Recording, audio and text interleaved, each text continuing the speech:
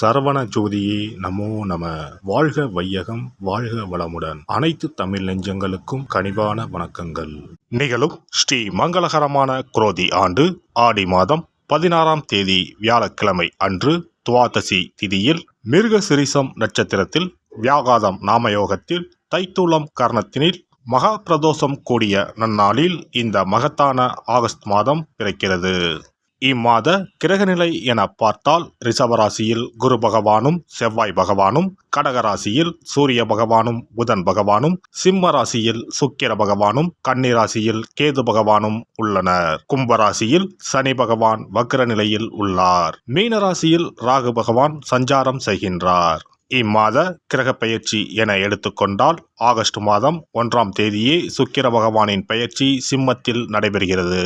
August 17ஆம் தேதி சூரிய பகவான் சிம்ம ராசிக்கு பெயர்ச்சியாகின்றார். ஆகஸ்ட் மாதம் 26ஆம் தேதி செவ்வாய் பகவான் மிதுன ராசிக்கு பெயர்ச்சியாகின்றார். ஆகஸ்ட் மாதம் 26ஆம் தேதி சுக்கிர பகவான் கன்னி ராசிக்கு பெயர்ச்சியாகின்றார்.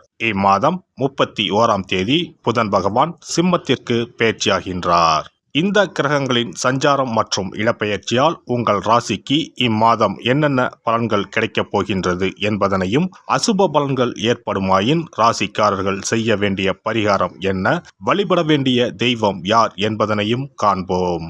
உங்கள் வாழ்வில் வளமும் நலமும் செல்வ செழிப்பும் பெற்று வாழ்வில் உயரிய நிலையை அடைய எல்லாம் வல்ல எம்பெருமானை வேண்டி விரும்பி கேட்டுக்கொள்கிறேன். மீனராசி அன்பர்களே, இந்த மாதம் துணிச்சலாக எதையும் செய்து முடித்து காரிய வெற்றி அடைவீர்கள். மற்றவர்களுடன் இருந்த பகை நீங்கும். பூர்வீக சொத்துக்களில் இருந்த சிக்கல்கள் தீரும். பணவரத்து கூடும். அரசாங்கம் மூலம் லாபம் உண்டாகும். நீண்ட தூர பயணங்களால் சாதகமான பலன் கிடைக்கும். சுணங்கி கிடந்த காரியங்கள் அனைத்தும் வேகம் பெறும். பூமி, வீடு, வாகனம் சம்பந்தமான விஷயங்களில் அதிக லாபம் பெறுவீர்கள். தொழில் வியாபாரத்தில் இருந்த தொய்வு நீங்கி விறுவிறுப்படையும். வசூலாக வேண்டிய கடன் பாக்கிகள் வசூலாகும். தொழில் தொடர்பான பிரச்சனைகள் தீரும். உத்தியோகத்தில் இருப்பவர்களுக்கு பணி தொடர்பான கஷ்டங்கள் குறையும்.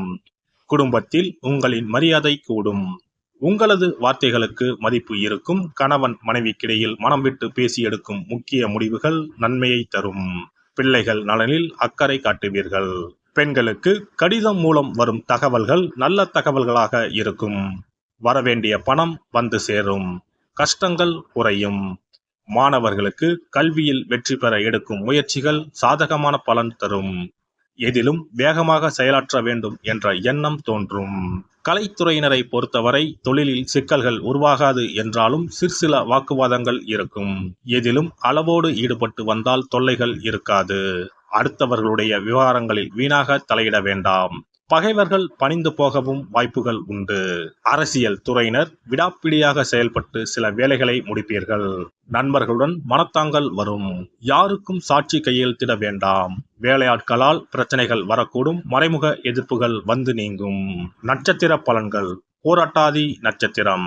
இந்த மாதம் பணப்புழக்கம் அதிகரிக்கும். எடுத்த காரியம் அனைத்தும் வெற்றிகரமாக முடியும். மதிப்பு மரியாதை சிறப்படையும். செல்வாக்கு ஓங்கும்.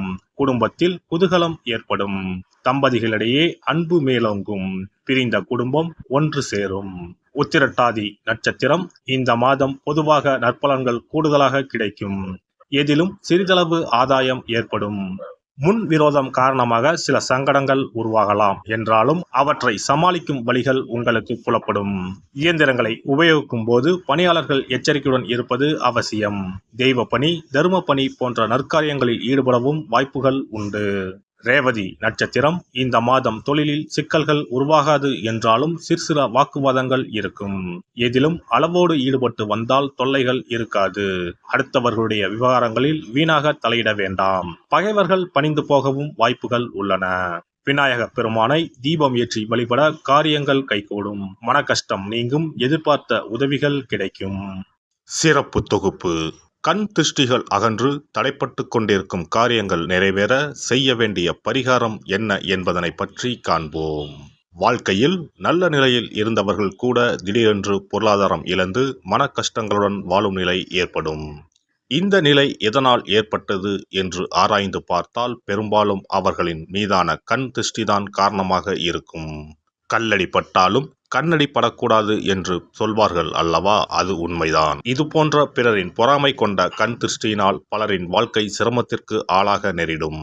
இது போன்ற கண் திருஷ்டிகளிலிருந்து எப்படி தப்பிப்பது? இருக்கவே இருக்கிறது எளிதாக கிடைக்கும் ஊமத்தஞ்செடி. தெய்வ சக்தி நிறைந்த செடியாக கருதப்படும் ஊமத்தஞ்செடியின் காய், பூ, இலைகள் என அனைத்தும் தீய சக்திகள் விரட்ட பரிகாரத்துக்கு பயன்படுகிறது. பொதுவாக ஊமத்தம் காய்க்கு கெடுதலை அகற்றக்கூடிய சக்தி உண்டு.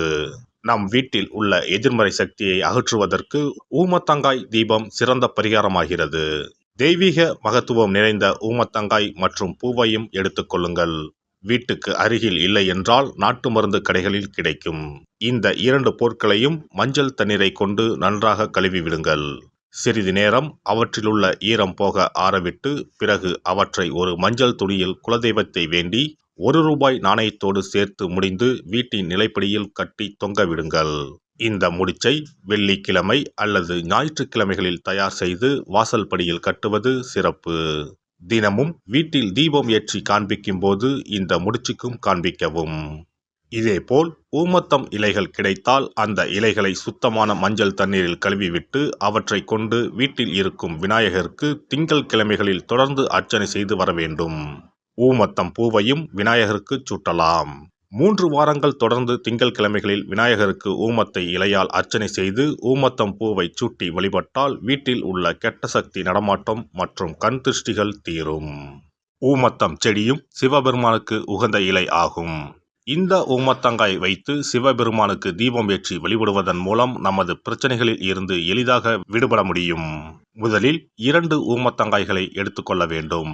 அவற்றின் மீது முட்கள் இருப்பதால் மிகவும் கவனமாக கையாள வேண்டும். ஊமத்தங்காயின் காம்பு பகுதிகளை வெட்டி கொண்டு கத்தியை பயன்படுத்தி ஊமத்தங்காயின் உள்ளே இருக்கும் விதை பகுதியை முழுவதுமாக நீக்கிவிட வேண்டும்.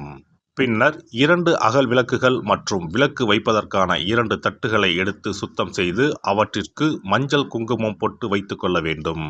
பின்னர் 2 தட்டின் மீதும் ஒவ்வொரு அகல் விளக்கை வைத்துக் கொள்ள வேண்டும். அதன் பிறகு எப்போதும் பூஜை செய்வதற்கு வைப்பது போன்ற வெத்தலைப்பாக்கு, பழம் போன்றவற்றை வைத்துவிட்டு 2 விளக்குகளையும் ஏற்றி சிவபெருமானை மனதார வேண்டிக் கொள்ள வேண்டும். எனக்கு இருக்கும் பிரச்சனைகள் அனைத்தும் தீர்ந்து இன்பமான வாழ்க்கை கிடைக்க வேண்டும் என வேண்டிக் கொள்ள வேண்டும். இந்த பூஜையை வெள்ளிக்கிழமை அன்று தொடங்கினால் தொடர்ந்து 9 வெள்ளிக்கிழமைகள் செய்ய வேண்டும். ஊமத்தங்காயின் மீது எவ்வாறு முட்கள் இருக்கிறதோ அதுபோல நமது வாழ்க்கையில் இருக்கும் முட்கள் போன்ற பிரச்சனைகளை அவை தீர்த்து வைக்கின்றன. இந்த பூஜையை நாம் தொடர்ந்து செய்து வருவதால் நம் மீது இருக்கும் கண் திருஷ்டிகள் அகன்றுவிடும். தீராத துயரங்கள் தீர்ந்துவிடும். பணம், நகை நம்மிடம் பெருகி வரும்.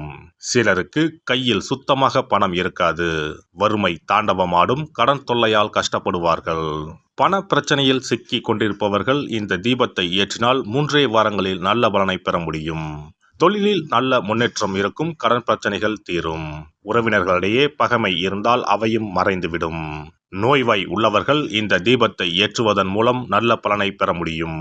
பொதுவாகவே எந்த பரிகாரம் என்றாலும் அதை முழு நம்பிக்கையுடன் செய்தால் மட்டுமே முழு பலன் கிடைக்கும் என்பதை நினைவில் கொள்ளுங்கள். எல்லாம் வல்ல இறையருளால் நீங்களும் உங்கள் அன்பு குடும்பமும் உடல் நலம், நீலாயுள், நிறை செல்வம், உயர் புகழ், மெய்ஞானம் ஓங்கி வாழ்க வளமுடன். இந்த வீடியோ பதிவு உங்களுக்கு பிடித்திருந்தால் லைக் பண்ணுங்க, கமெண்ட் பண்ணுங்க, ஷேர் பண்ணுங்க. மறக்காம சப்ஸ்கிரைப் பண்ணுங்க. பக்கத்துல இருக்கிற பெல் பட்டனை கிளிக் பண்ணுங்க. நன்றி, வணக்கம். ஓம் நமச்சிவாய. சிவாய நம.